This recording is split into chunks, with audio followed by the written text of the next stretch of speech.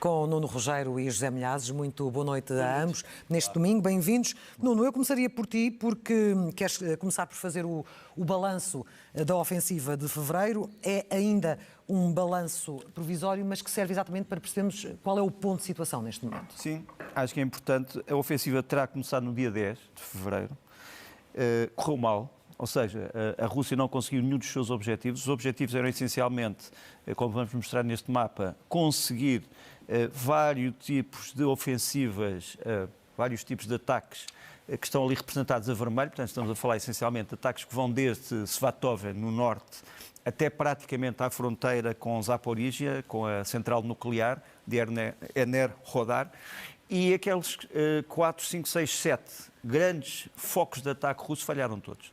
Não foi tomada Bakhmut, não houve progressão para além de Svatove, não houve progressão para além de Kremin, não houve progressão em Vuhledar, houve, aliás, o maior desastre russo de toda esta guerra. E, portanto, aquela linha azul, que era a linha de defesa ucraniana, permaneceu.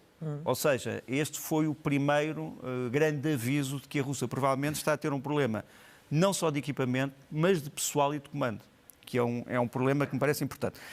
Deixa-me só mostrar-te qual é a situação hoje, de manhã, em Bakhmut, do ponto de vista da Wagner, portanto, do grupo mercenário que está a cercar Bakhmut. Bakhmut, como nós temos vindo a ver nos últimos dias e semanas, continua quase cercado, mas o quase é que é o problema, é que está cercado realmente a norte, a leste e a sul, mas continua livre a oeste. Nós temos aqui vimos hoje em reportagem uma bolsa de resistência ucraniana ainda também. Sim, a bolsa é a cidade. A bolsa é a cidade, quer dizer, a cidade aparece-nos ali. Portanto, todas aquelas zonas a cor-de-rosa ou a roxo são as cidades satélite de Bakhmut, sobretudo Chazivyar. Chazivyar está a 2, é o número 2, Bakhmut é o número 1, e, portanto, como tu vês, continuam os ucranianos a manter a cidade desimpedida. E essa é a estratégia a tática ucraniana, é tentar proteger Bakhmut para que os russos investam ali o melhor das suas forças e o melhor do seu equipamento, destruí-los e impedir que essas forças possam ser usadas mais tarde no ocidente da Ucrânia. A grande tragédia disto para a Rússia foi efetivamente esta que temos andado a falar já há cerca de um mês, a cidade de Vuhledar, que a Rússia não consegue realmente tomar, é uma cidade mais a sul de Bakhmut. Nós temos mais uma vez aqui um vídeo que podemos mostrar, que é da destruição da tal Brigada 155 dos fuzileiros. O que aconteceu é que a Rússia, nas últimas semanas, tem tentado fazer avançar blindados num terreno que está minado. Só que como as minas não são minas de pressão, quer dizer, não explodem com a pressão de veículos, mas são minas de impulso magnético, muitas delas estão em sítios perfeitamente imprevisíveis e não chegam lá os limpa-minas russos. E o que se tem verificado aqui é que há muitos blindados russos que chegam aos sítios, são destruídos, são seguidos por outros que tentam ir para um outro sítio, são também destruídos, e isto tornou-se num autêntico cemitério de carros blindados. E repare, esta brigada que veio de Vladivostok era uma brigada de 5.000 homens. Aparentemente, muitos deles eram já mobilizados, já não eram os velhos fuzileiros experientes, porque eles já morreram no princípio da guerra. Portanto, o grande problema é que a mão de obra, chamemos-lhe assim, sem desrespeito, já não tem a qualidade que tinha no início da guerra. E quais são as perdas aqui? Deixa-me mostrar-te aqui, nós calculamos, isto já foi contabilizado por serviços de informações de vários países, que fizeram, isto é a última fotografia de uma série de quase 40 fotografias, onde se identificam todos os blindados que nos podem aparecer registados como tendo sido perdidos, e estes são os últimos, portanto estamos a falar já do número 93 e 94. 94 carros de combate, blindados de transporte pessoal e blindados de combate de infantaria perdidos ingloriamente neste ataque. Pelo menos. Pelo menos. Gostava ainda de mostrar aqui um ataque impressionante que foi também destes últimos dias. É o ataque da 59ª Brigada Ucraniana com drone. Portanto, isto passa-se na cidade de Donetsk, como tu sabes, é o quartel-general da ocupação russa no Donbass. Temos imagens violentas aqui, não? É uma imagem chocante, mas sim. Enfim, não há nenhuma maneira de eu contar isto de outra maneira, de eu contar isto de outra forma. Este é um ataque feito em Donetsk, na sede dos serviços secretos, portanto, a polícia política, se quisermos assim, de Donetsk, que interroga prisioneiros aqui, leva prisioneiros para aqui e que acaba por ser atacada no seu próprio quartel-general, o que obviamente é um choque para muitas pessoas. Uma notícia à Índia de que a Rússia acha que as suas unidades básicas, são os chamados grupos táticos de batalhão, têm falhado e, portanto, vão ser reformulados. Vai-nos aparecer aqui uma imagem, que é a imagem de como é que essas unidades estão constituídas. São essencialmente unidades que têm 3 companhias. São unidades interarmas, ou seja, têm uma parte de infantaria, uma parte de blindados, uma parte de proteção aérea, uma parte de artilharia, uma parte de transporte e, aparentemente, não cumpriram a sua missão e, portanto, vão ser transformadas em unidades mais pequenas e descentralizadas, a que chamamos grupos de assalto. Por fim, é a última notícia de hoje. Hoje, ao fim da manhã, a base aérea de Mashulichits, na Bielorrússia, muito perto de Minsk, portanto estamos a falar a quase 250 km a norte de Kiev, foi atacada. Não sabemos bem o que é que se passou, se é uma sabotagem, se é um ataque com drones. Aparentemente, um dos aviões perdidos é este avião, o A-50U. Embora o A-50 exista em alguns números na Força Aérea Russa, o U só existe em menos de 10. Portanto, um deles foi atingido. É um avião que nós chamamos um AWACS, ou seja, é um Beriev A-50U que detecta ameaças a longa distância. Portanto, este avião, estando na Bielorrússia, pode detectar uma ameaça que fica a centenas de quilómetros de distância. É um avião de alerta prévio e aquilo que terá sido destruído no avião é precisamente o grande disco de registro de imagens, sons e sinais, a parte da frente onde está um outro radar e mais um equipamento de sensores que nos aparece ali em baixo. Saber quem é que atacou isto, não sabemos. Sabemos que a Bielorrússia já disse que, se for atacada, abrirá uma frente de batalha contra a Ucrânia, mas a Ucrânia diz que não tem nada a ver com isto e quem reclama este assunto, ou quem reivindica este assunto, é um grupo de resistência da Bielorrússia. Bom. Ficamos com esse dado podemos dizer para já. E com este balanço mesmo que provisório. E agora contigo, José Milhazes, do lado russo, a propaganda tem feito o seu papel, aquele que já conhecemos, e o Sr. Vladimir Putin tem voltado a agitar uma bandeira assustadora para a Rússia, de outros tempos, por assim dizer, que já está rota, no teu entender. Já está podre.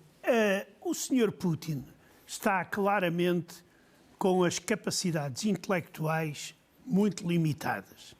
Não sei se se deve à medicação ou o que quer que seja, mas ele vem dizer que o Ocidente tem um objetivo, que é desmembrar a Rússia. E que o Ocidente fez isso à União Soviética. Ora, e até diz que há documentos que provam que o Ocidente quer fazer isso. Claro que ele não mostra documentos nenhum. Isso aí é tudo secreto. Mas ele diz, esta ideia dele é completamente irracional. Primeiro, a União Soviética não caiu por obra e graça do Ocidente. A União Soviética caiu de podre por dentro. A estrutura económica, política, social não resistiu e caiu. Não foi preciso que lá fosse a CIA, nem sei lá quem mais, os serviços secretos do Vaticano e Companhia Limitada. Ora, nos anos 90, de 1990, quando Putin ainda andava a roubar ao nível regional, trabalhava como vice-presidente da Câmara de São Petersburgo e estava envolvido em casos de corrupção e até se fala em tráfico de droga, a Rússia estava de rastos. Ora, coloca-se a questão, porquê é que o Ocidente não aproveitou o borrachão do Yeltsin e a podridão toda em que estava o país para tomar conta do país ou obrigá-lo a desmembrar-se? Era o momento ideal, mas não. Tudo isto agora faz parte de um processo de vitimização, como aquele que ouvimos ainda recentemente no discurso dele. Quer dizer, mas é uma vitimização estúpida e infundada, completamente. Então o Ocidente espera que a Rússia se arme, reforce, tenha armas hipersónicas para querer desmembrar a Rússia. O problema, claro, é que na Rússia, na história da Rússia, acontece sempre uma coisa. O país só tem os problemas que tem devido aos seus dirigentes. E vou citar aqui um pensador do século XIX russo, chamado Pyotr Chadaev, que dizia que a Rússia existe apenas para mostrar aos outros o que não se deve e como não se deve fazer. É isto que Putin está a fazer. Putin é que está a destruir a Rússia. Não é o Ocidente. É ele que vai ser o coveiro do país e o regime dele. Sendo que neste campo da propaganda ele tem um aliado de peso, o presidente Lukashenko da Bielorrússia, que foi à televisão dizer exatamente o quê? E que queres aqui trazer? O Lukashenko apareceu na televisão, lá vestido de desportista, e que diz que os polacos e os lituanos, depois de virem à Bielorrússia, não querem sair, não querem ir embora. E dizem, nós queremos também uma ditadura como esta. Imagina-te. E o Rei das Batatas, como ele também é já conhecido. O Rei das Batatas? Sim. Se deixarem estes povos votarem, ou seja, os polacos e os lituanos, as pessoas barrarão os políticos locais. Ou seja, no lugar onde se realizam eleições democráticas, ele diz que não há eleições. No país dele, que ele diz que é uma ditadura, quer dizer, os bielorrussos devem ter a liberdade para tudo.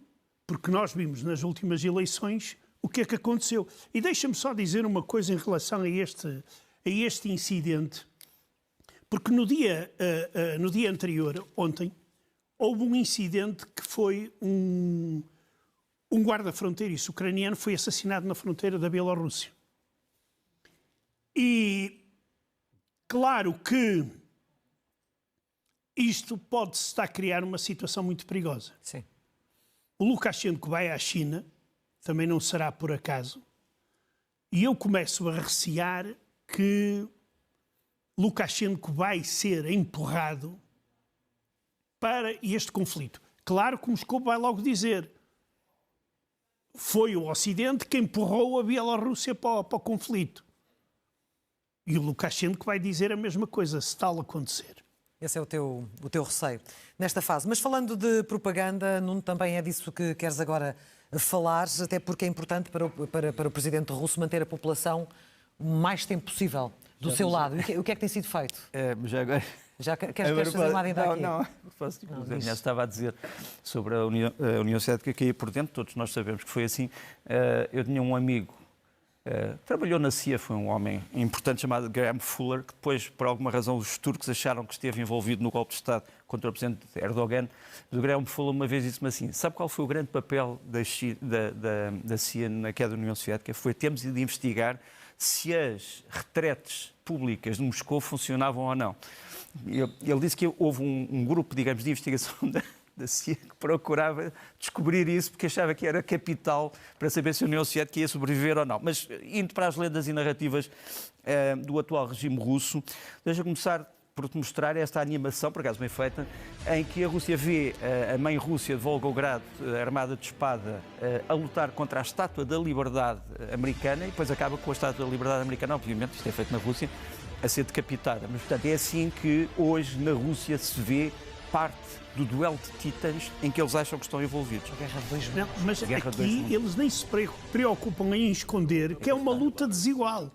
É a mãe pátria com uma espada e a outra senhora só tem um fasto da liberdade. O fasto da liberdade aqui não serve muito. Exato. Pronto, mas de qualquer maneira, em relação a uma outra coisa que me parece essa mais infame, é o clima nos jardins infantis russos. Aqui tens uma classe de crianças que não só aprende a marchar no fundo, a marchar com o passo de ganso, que não era só alemão, aliás, distingue as tropas de escola de vários sítios do mundo, mas depois são também instruídos como lançar granadas contra carros de combate. Não têm aqui, obviamente, granadas, usam uma espécie de pedras que vão atirar agora a pequenos alvos, coitadas das crianças, para mostrar como é que se verdadeiramente pode dominar um inimigo numa situação de guerra. Este é o cotidiano de lavagem ao cérebro destas crianças e aqui estão as granadas improvisadas para serem lançadas. E isto faz parte também das lendas e narrativas. A Rússia contra o mundo, a Rússia vítima do mundo, a Rússia salvadora do mundo. E a Rússia que doutrina crianças, sejam elas russas ou as ucranianas. O caso foi agora revelado que cerca de 400 crianças ucranianas órfãos estão em 24 internatos russos e estão a ser sujeitas a autênticas lavagens ao cérebro. Elas são obrigadas a cumprir o programa de preparação militar patriótico. Este programa, coitado, eu tenho muita pena destas crianças, porque elas são obrigadas a ouvir o Kanashenkov, o porta-voz do Ministério da Defesa russo, todos os dias. Quer dizer, isto é um massacre. Ouvir aquele senhor, mesmo para nós, já é um massacre que fará para crianças. Depois, também tem o relatório sobre a situação na frente. Eles têm que fazer velas para enviar para os soldados, têm que manejar Kalashnikov e escrever cartas bonitas aos soldados russos. Quer dizer, isto aqui isto é um crime de guerra. Isto aqui é um crime de guerra contra estas crianças.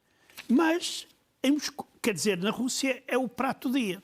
E, entretanto, a diplomacia russa revelou-se também na cidade de São Paulo. Queres explicar-nos o que é que aconteceu, José Milhazes? Claro, há muito que falar em diplomacia russa, já não vale a pena, porque não, o termo diplomacia normalmente é visto como boa educação.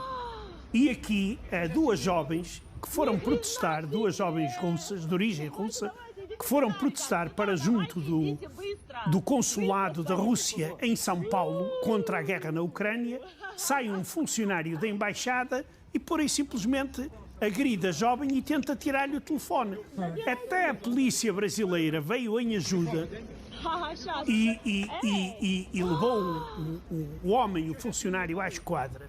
Mas provavelmente não lhe acontece nada, porque ele tem imunidade diplomática. Mas é para ver até que ponto é que a diplomacia russa se tornou... Tem imunidade diplomática, mas não nos possamos esquecer de uma coisa. Se ele for culpado de um crime, ou se for suspeito de um crime, pode ser considerado persona não grata e ser expulso. Isso já devia ter sido feito num caso destes. E na semana em que se assinalou um ano desde o início da invasão, nós assistimos a manifestações de solidariedade com a Ucrânia um pouco por todo o mundo, mas houve também algumas situações mais inéditas, mais criativas, até caricatas. Olha, este senhor chama-se o Kjetil Kran, é um norueguês pacato, que descobriu onde é que moravam os diplomatas russos que vivem em Oslo, foi para em frente da casa deles, pôs-lhes uma sirene durante toda a noite para não poderem dormir, uma sirene igual às que se ouviam com os alertas de defesa aérea nas cidades ucranianas destruídas. E, portanto, enfim, é uma pequena maneira de mostrar o que é um inferno, uma boa ideia. Eu acho que esta ideia vai aparecer noutros sítios, enfim, mas cala de boca. De qualquer maneira, Yerevan, capital da Arménia. A Arménia é um país formalmente aliado da Rússia no que toca à chamada Organização do Tratado de Segurança Mútua, mas em Yerevan uma grande manifestação a favor da Ucrânia, contra a invasão, o que deve fazer pensar duas vezes o Sr. Putin. Depois, esse senhor que nos vai aparecer aqui no meio é muito curto, chama-se Erich Wad, é um general alemão, já foi conselheiro político-militar da senhora Merkel, apareceu numa manifestação onde se propõe a paz com a Rússia e o fim do envio de material militar à Ucrânia. Este general tornou-se conhecido porque previu que a guerra acabava em 24 horas, depois disse 3 dias, depois foi alargando o prazo, mas falhou sempre nas previsões e tem sido um dos recipientes da desinformação russa com uma grande alegria, embora às vezes diga algumas coisas que fazem algum sentido, mas a maior parte não faz sinceramente grande sentido. Esta manifestação, temos que dizer que foi em Berlim, reuniu vários milhares de pessoas.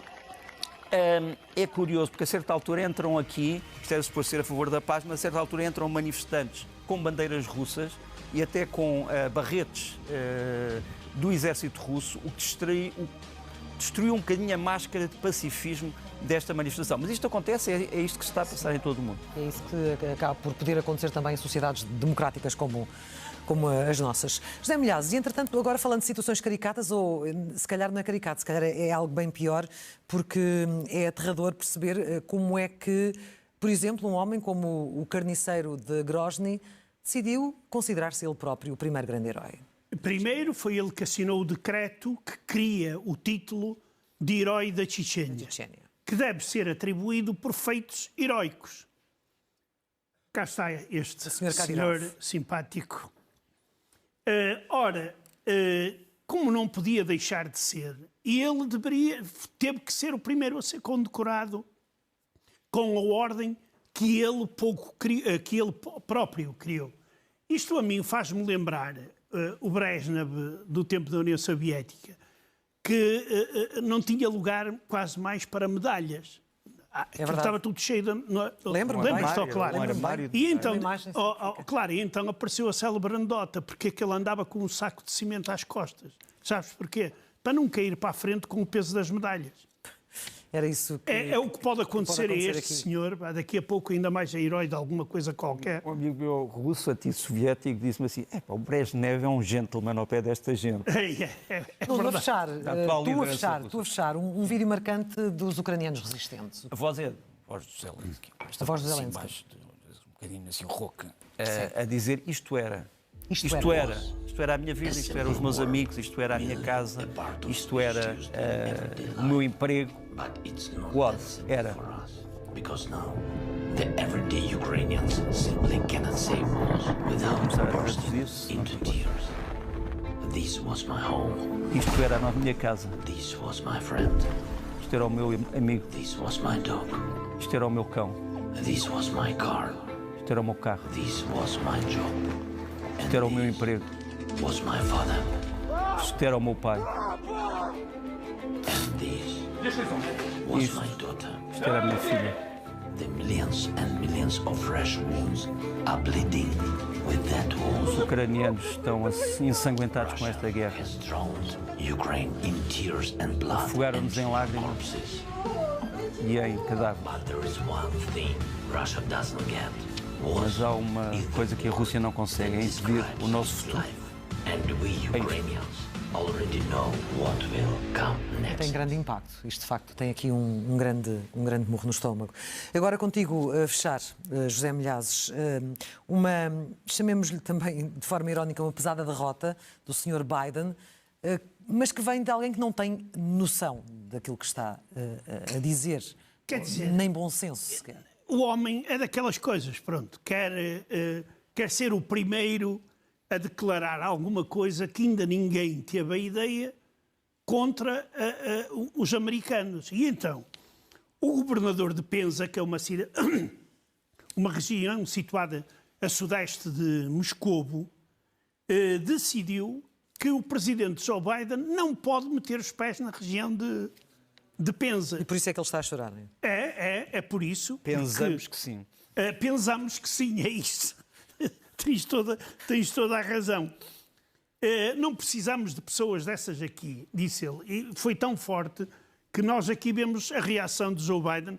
Até me fez lembrar aquela canção do Zé Cabra, do São Lágrimas que caem do meu rosto.